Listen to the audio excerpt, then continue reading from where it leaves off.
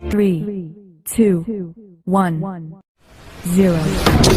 Assalamualaikum warahmatullahi wabarakatuh. Selamat datang kembali di UJM Teknik.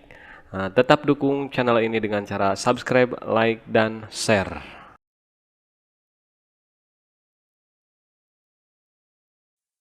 Baiklah, pada video kali ini kita akan melanjutkan tentang rumus-rumus tentang teori gulung dinamo 3 pas ya.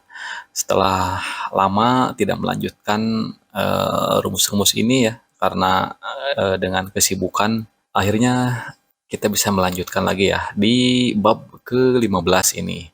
Yaitu untuk bab 15 ini dengan judul mencari besar penampang kawat pada perubahan lilitan ya. Keterangan. Nah, perubahan jumlah lilitan, penambahan atau pengurangan, kedudukannya berbanding secara terbalik terhadap besarnya penampang kawat. Nah, dengan kata lain, pertambahan jumlah lilitan memerlukan pengecilan penampang kawat. Sedangkan mengurangi jumlah lilitan harus diimbangi dengan membesarkan penampang kawat. Ya. Jadi, ketika melakukan perubahan dengan pengecilan kawat, nah maka jumlah lilitannya itu harus ditambahkan ya. Sedangkan ketika akan melakukan pembesaran kawat, maka harus dikurangi jumlah lilitannya ya, karena di slot atau alurnya itu supaya bisa masuk ya, seperti itu ya. Nah, jika jumlah lilitannya diperbanyak atau berubah secara kuantitas atau secara jumlah ya, maka luas penampangnya atau luas penampang kawatnya itu harus diperkecil. Kenapa? Supaya muat di alur slotnya ya, seperti itu. Dan ini berbanding terbalik. Nah, ketika jumlah lilitannya berkurang, ya kan, menurun, maka luas penampang kawatnya harus diperbesar, gitu kan. Artinya mengganti dengan kawat yang lebih besar, seperti itu. Karena jika jumlah lilitannya sedikit, gitu kan, maka luas penampang kawatnya harus diperbesar. Nah, supaya isi dari alur atau slot itu tetap penuh ya, tanpa ada kekosongan, seperti itu. Baiklah, kita lihat rumusnya ya. Nah, luas penampang kawat baru sama dengan jumlah lilitan semula dibagi jumlah lilitan baru dikali luas penampang kawat semula. Nah, ini rumus untuk mencari besar penampang kawat pada perubahan lilitan ya. Seperti itu ya. Ini harus dipahami terlebih dahulu ketika ada perubahan jumlah lilitan ya. Sebagai contoh, jika kita merubah lilitan yang semula 10 lilit menjadi 20 lilit, nah maka kita pun harus mengecilkan besar penampang kawatnya sebanyak setengah dari luas penampang kawat tersebut. Nah, maka 10 dibagi 20 dikali luas penampang kawat semula. Hal demikian dimaksudkan agar jumlah luas dari seluruh penampang kawat yang kita isikan ke dalam lubang alur tetap seperti pada lilitan semula. Sama dengan jumlah luas seluruh penampang kawat semula. Nah, perlu dicatat, mengecilkan atau membesarkan penampang kawat akan berpengaruh pada nilai ampere, horsepower, dan lain-lain ya. Jadi itu akan mempengaruhi ya ketika kita merubah jumlah lilitan atau merubah diameter kawat yang semula dengan diameter kawat yang baru, baik itu mengecilkan atau membesarkan ya. Ketika mengecilkan, nilai ampere juga akan berubah, horsepower juga akan berubah. Nah, semua akan berubah seperti itu ya.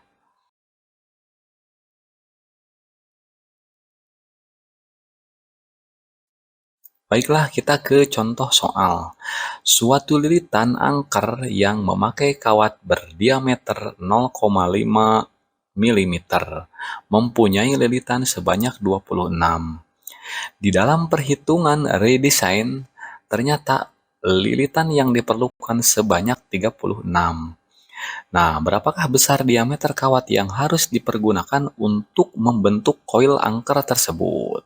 Nah, langsung kita jawab ya. Nah, diketahui, kita catat dulu yang bagian pentingnya, diameter kawat 0,5 mm dengan jumlah lilitan 26. Nah, yang ditanyakan adalah berapakah diameter kawatnya jika lilitannya 36, ya. Artinya ini dari lilitan 26 akan diubah menjadi 36 lilit. Ingat rumus yang tadi ya. Tapi sebelum melakukan penghitungan, ya kan, kita harus menghitung terlebih dahulu luas penampang kawat semula, ya. Luas penampang kawat sama dengan, nah rumusnya kan untuk mencari luas penampang kawat yaitu 3,14 dikali R dikali R ya, dikali jari-jari dikali jari-jari. Nah, maka jari-jarinya adalah sama dengan 0,5 dibagi 2. Nah, jari-jarinya adalah 0,25 ya, 0,25 mm. Nah, maka luas penampang kawatnya adalah 3,14 dikali 0,25 dikali 0,25 sama dengan 0,196 mm persegi. Nah, akhirnya sudah ditemukan ya, dari diameter kawat 0,5 mm, nah ternyata luas penampang kawatnya adalah 0,196 mm persegi ya.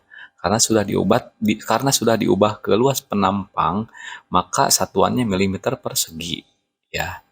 Baiklah, kita lanjutkan ke rumus yang sebelumnya ya, yang di awal tadi. Nah, luas penampang kawat baru sama dengan, nah ini luas penampang kawat baru sama dengan jumlah lilitan semula dibagi jumlah lilitan baru dikali luas penampang kawat semula. Ya, nah ini rumus yang tadi ya, yang di awal. Nah, maka luas penampang kawat baru sama dengan, nah ini jumlah lilitan semula yaitu 26 dibagi jumlah lilitan baru yaitu 36.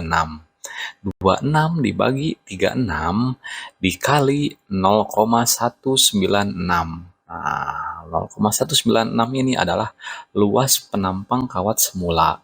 Maka hasilnya adalah 0,141 mm persegi. Nah, jangan lupa ya, ini masih dalam bentuk luas penampang ya, belum dalam bentuk diameter nih ya. Nah, maka untuk mengubah ke diameter kawatnya sama dengan 2 dikali akar 0,141 dibagi 3,14. Maka hasilnya adalah 0,423 mm. Nah, ini adalah diameternya. Nah, karena ukuran kawat 0,423 ini tidak ada atau susah lah ya untuk menemukannya. Nah, maka diameter kawat penggantinya adalah 0,4 mm. Kita bulatkan ya. Nah, jadi pengganti 0,5 pengganti kawat diameter 0,5 ya, itu adalah 0,4 mm dengan jumlah lilitan 36. Seperti itu ya. Jadi sebelumnya diameter 0,5 mm dengan jumlah lilitan 26. Nah, sekarang diganti menjadi diameter kawat 0,4 mm dengan jumlah lilitan 36. Seperti itu ya. Nah, baiklah, kita akan lanjutkan ke contoh soal nomor 2 ya. Nah, nomor 2. Sebuah koil 1200 lilitan dengan diameter kawatnya sebesar 0,6 mm memerlukan perubahan menjadi 3000 lilitan. Berapakah besar kawat yang harus dipakai? Nah, oke, kita langsung jawab. Nah, diketahui diameter kawat 0,6 mm dengan jumlah lilitan 1200. Ditanyakan berapakah diameter kawatnya jika lilitannya 3000 ya. Nah, marilah kita hitung terlebih dahulu luas penampang kawat semula. Ya, nah luas penampang kawat sama dengan rumusnya ya, biar lebih hafal lagi nih karena ini sering digunakan ya ketika kita akan melakukan perubahan ya. Nah, luas penampang kawat sama dengan 3,14 dikali R dikali R. R ini adalah jari-jari ya. Nah, untuk mencari jari-jarinya, maka sama dengan 0,6 dibagi 2 sama dengan 0,3. Nah, ini adalah jari-jari dari diameter kawat yang 0,6 mm. Maka, luas penampang kawat sama dengan 3,14 dikali 0,3 dikali 0,3 sama dengan 0,283 mm persegi. Nah, akhirnya sudah diketahui ya. Jadi diameter kawat 0,6 mm, luas penampangnya adalah 0,283 mm persegi. Ingat lagi ya rumus yang di awal. Nah, luas penampang kawat baru sama dengan jumlah lilitan semula dibagi jumlah lilitan baru dikali luas penampang kawat semula. Maka, luas penampang kawat baru sama dengan jumlah lilitannya semulanya adalah 1.200. Nah, sedangkan jumlah lilitan barunya adalah 3.000. Nah, dikali 0,283. 0,283 itu adalah luas penampang kawat semula ya, yang awal ya. Jadi 1.200 dibagi 3.000 dikali 0,283 sama dengan 0,113 mm persegi. Nah, ini adalah luas penampang kawat yang baru. Baiklah, kita akan ubah ke diameter ya. Nah, maka diameter kawatnya sama dengan 2 dikali akar 0,113 dibagi 3,14 sama dengan 0,379 mm. Nah, ini adalah sudah menjadi diameter ya. Ini sudah diubah ke diameter.